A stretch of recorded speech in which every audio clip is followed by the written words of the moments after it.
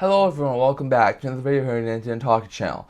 Today we're continuing on with our season preview series. Today talking about the Anaheim Ducks and the San Jose Sharks. How do they do in the 22-23 season, how do they do in the 2023 offseason, and how are they shaping up going into the 2023-2024 season. We'll get to all of that coming up right now.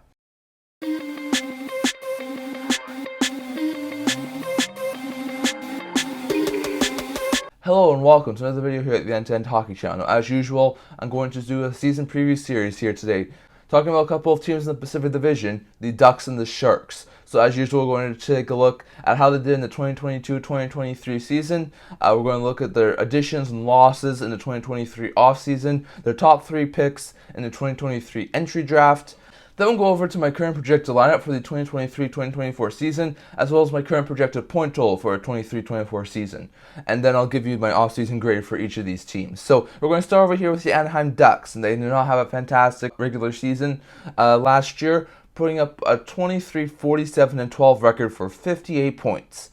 8th in the Pacific, 16th in the West, 32nd in the NHL. They were the lowest team in the NHL this past year, finished 37 points back of the Winnipeg Jets for the last wildcard spots in the Western Conference. So they were nowhere close to making the playoffs in Anaheim last year. A really bad season. They, I think, had an 11-game losing streak to finish off the season. It was just a really bad showing from Anaheim. They did get the first overall selection, but they lost in the draft lottery as Chicago won the draft lottery, getting the first overall selection. They went down to second. They selected Erik Karlsson. We'll get to that in a second. But yeah, it was really bad to see them not get first overall and get Connor Bedard, as the draft lottery luck was not with them. But they did get the lowest in the NHL last year. So a really sour season from Anaheim Ducks. And they were looking this year to get a little bit better and try and improve a little bit more. And I think they did all right. So if you look at the offseason losses and additions here, if you look at the losses, they lost Jacob Megna to the Boston Bruins. They lost Derek Grant, who signed overseas. They lost Max Comtois, who's currently on a PTO in Vegas. They lost Simone Benoit, who signed in Toronto. They lost Kevin Shattenkirk, who went to Boston. They lost Michael Del Zotto, who retired. They lost Scott Harrington. He left via free agency, but is now back on a PTO. They lost Nathan Boileau, who's on a PTO in Carolina. And they lost Anthony Stolarz, who's in Florida. So a couple of decent losses there. They replaced those guys by adding Alex Killorn, signed as a free agent from Tampa. Radko Gudas signed as a free agent from Florida. Robert Hagg signed as a free agent from Detroit. They also got Ilya Bushkin, who was acquired in a trade with Buffalo, and they acquired Alex Stalock, who's a decent third-string goaltender, who signed there as a free agent from Chicago. So, in my eyes, they did a decent job this offseason, adding and subtracting. On the forward group, they add Killorn, who's a solid top 6 forward, a really good veteran player. Should definitely be able to help that young team, signs for a couple of years. They lose Megna, Grant, and Comtois. They're not really overly significant pieces. Megna was a decent fourth-line spare forward. Grant was a decent fourth-line forward. Comtois was a decent bomb 6 forward, but has really fallen off a cliff since that shortened season, so not overly bad there. The defense was the thing that they needed most help with. They still had a really weak defense. They lose Simone Benoit, who was a really good physical presence last year. Kevin Shattenkirk, who was a really good veteran presence last year. Also lose Del Zotto, Harrington, Boileau, who are decent depth defensemen. In return, they had Hagg, who's a decent third-pair defenseman, Ilya Bushkin, who's a decent third-pair defenseman, and Radko Gudas, who I think in the current Ducks organization would probably be a top 4 defenseman with that team. So some solid additions there for Anaheim. And then on the goaltending side, they lose Stolarz, who's a good backup goaltender. They have Dostal in the backup most likely this year, so they bring in Stalock, who's most likely the third-string goaltender. So a really good swap, in my opinion, Stalock for Stolarz. So in my eyes, fantastic offseason. They did not add as much depth on the defense or the forward group, but I did replace really good. I think Killorn outweighs all of their offensive losses.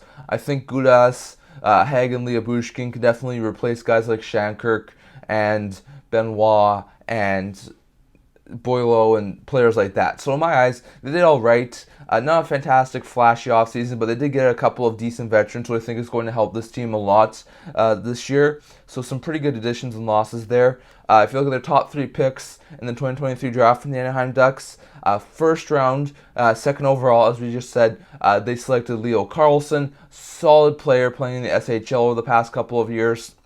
He looks like a fantastic player.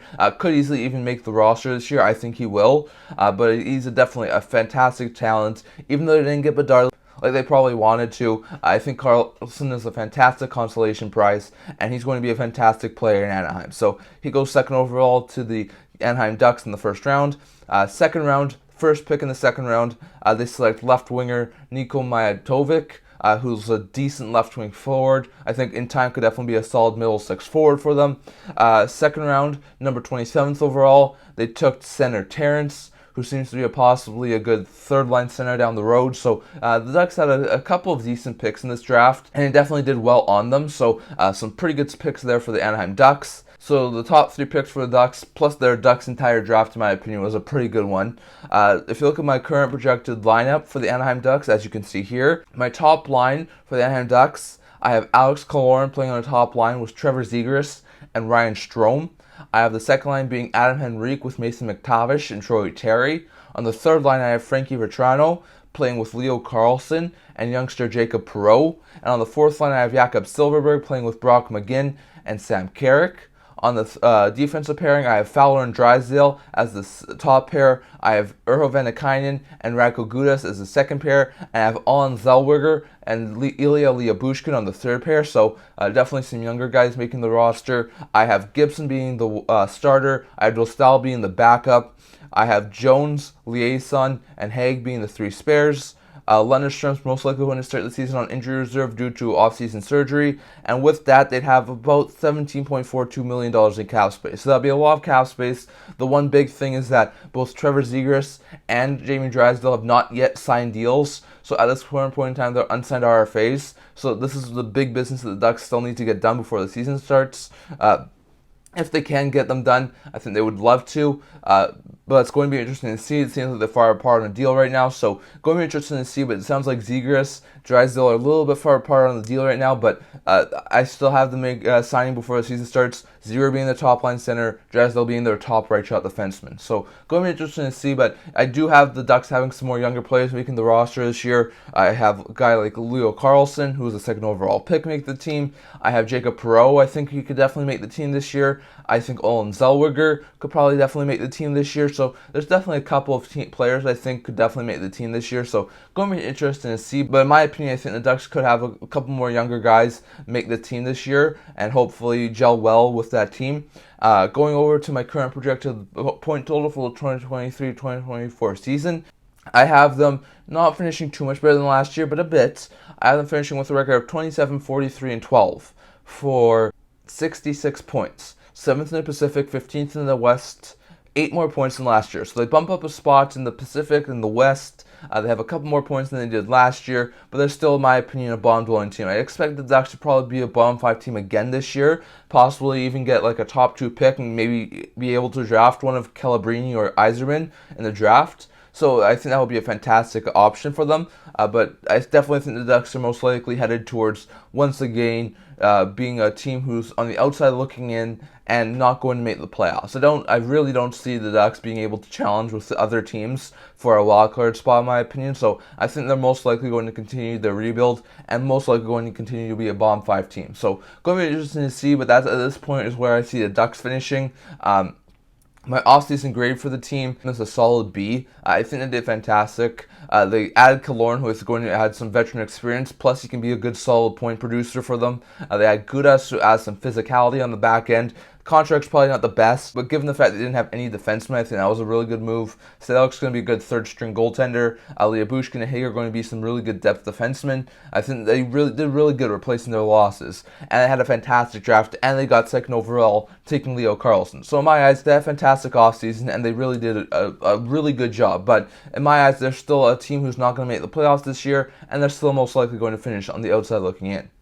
Going over to the San Jose Sharks, another team who did not have a really good season last year, as they, in the 22-23 season, finished with a record of 22, 44, and 16 for 60 points. That is 7th in the Pacific Division, that is 14th in the Western Conference, finished 35 points back of the Jets for the final playoff spot in the West. So once again, not really good. They were a team who finished ahead of Anaheim in the Pacific Division. They were still a bottom 5 team. They did not do good. They were not a fantastic team this past year. Just like Anaheim, a lot of problems this past year. The one bright spot was Erik Karlsson, who hit 100 points. Really, besides that, the San Jose Sharks didn't really do anything last year. So going over to the offseason additions and losses here, as you can see, Andreas Johnsson, who they acquired at the deadline, left via free agency, went to Pittsburgh. Steven Lorentz was traded to Florida.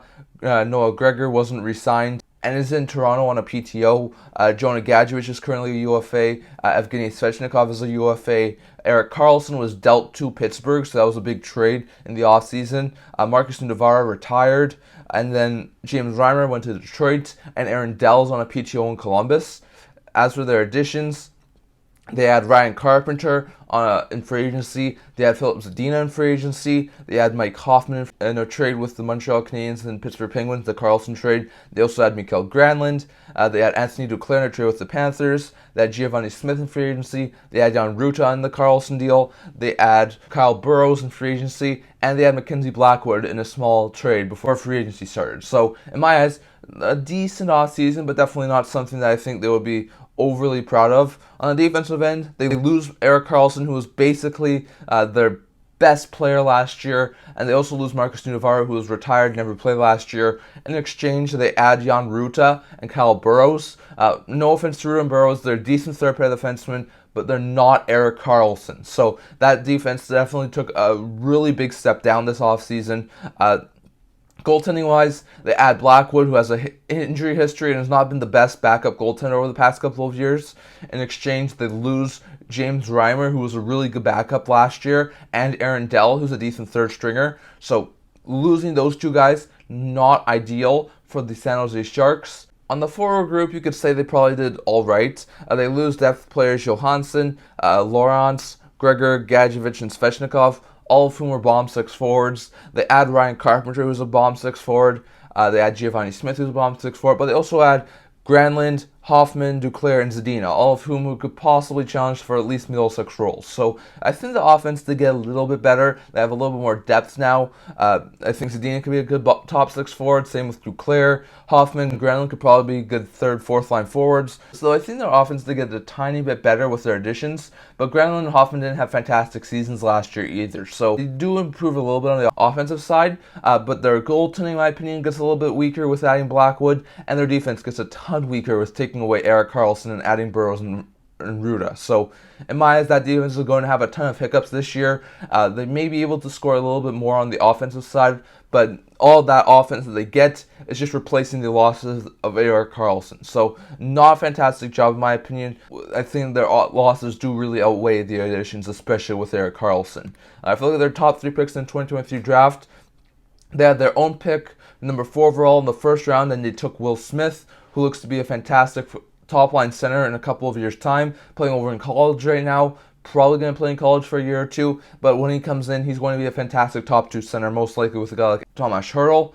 If you look at the next pick they had, it was the 26th overall pick in the first round, and they used it to select Quentin Musty, a solid left winger, probably playing in juniors, probably going to be a couple of years' time, but when he gets over, he's going to be a fantastic middle 6 left winger. And their third pick in the 2023 draft was Kasper Haltunen, right winger, taken 4th overall in the second round. Haltunen also looks like a solid player who could play solid third-line minutes in the long run, so a solid addition there for the Sharks. So the Sharks definitely had a really good draft. I think they definitely hit home on a lot of picks, and they definitely did have a lot of picks this offseason. So a solid deal for the Sharks, and I think they had a really good 2023 draft. If you look at my current projected lineup for the 2023-2024 season for the Sharks over here, I currently have Will Eklund playing on the top line with Tomas Hertl and Alex Barabanov. I have Anthony Duclair playing on the second line with Logan Couture and Philip Zadina. I have Fabian Zetterlund playing on the third line with Mikael Granlund and Kevin LeBanc. And I have Mike Hoffman playing on the fourth line with Nico Sturm and Luke Cunningham. I have Ferraro and Benning being the top pair in San Jose. I have Thrun and Vlasic being in the second pair. And I have Kinazayev and Ruta being the third pair. I have Kakkonen and Blackwood being the 2 goaltenders. And I have Giovanni Smith Oscar Lindblom, and Kyle Burrows being the 3 spares for the San Jose Sharks. And this would be a cap-compliant roster. So, like I said, the forward group looks decent. It looks like it's a really deep forward group this year, even if it isn't the best. The defense, though, looks atrocious. Their top line would be worse than most teams' second pairs. So, in my opinion, that defense does not look good. Their goaltending is average at best with Kakinen and Blackwood. In my opinion, the Sharks are in for another long season. And that makes way into the 2023-2024 projected point total that I have for this team. And I don't have a really good point total for this team. I have them finishing with a record of 26, 46, and 10 for 62 points, 8th in the Pacific, 16th in the Western Conference, 2 more points than they had last year. I still have the Flyers at this current point in time finishing a little bit lower than them, but they're going to most likely be a bottom 3 team in the NHL this year. They're most likely going to be one of the lower teams in the NHL, and a team who I think most likely will not be a fantastic team this year. So it's definitely interesting to see, but at this point in time, I don't see San Jose doing too much better than they did last year. I see them finishing right around the same point total. I see them finishing bottom 3. I think they're going to have a fantastic opportunity to take either Calabrini or Yzerman this upcoming offseason at the draft. So, going to be interesting to see. My offseason grade for the San Jose Sharks is a solid D. They did not do very good in my opinion. Losing Karlsson is going to sting for that team. They did not get a fantastic return for Karlsson except for a first round pick. They add some decent depth guys like Hoffman, Granlund, decent bomb 6 forwards who did not have fantastic years last year. Zena and Duclair are going to be good players next year. Their defense looks atrocious. Their goaltending is not the best. In my eyes, they did not have a fantastic offseason. And in my opinion, I think they weren't a D grade offseason. So going to be interesting to see. But after a really bad offseason, losing Karlsson, losing a couple of key players, I think this team did not have a good offseason, and it's going to be a really low team in the standings this upcoming season. So definitely, love to hear your thoughts on all of the discussed today down in the comments. Do you think San Jose warrants a D rating in the offseason? Do you think Anaheim warrants a B rating in the offseason? Are the Ducks and Sharks going to be the 2 lowest teams in the Pacific Division this upcoming season? Do you think the Ducks and Sharks both have shots of being bottom 5 teams this upcoming season? Do you think San Jose is going to have one of the worst defenses in the league?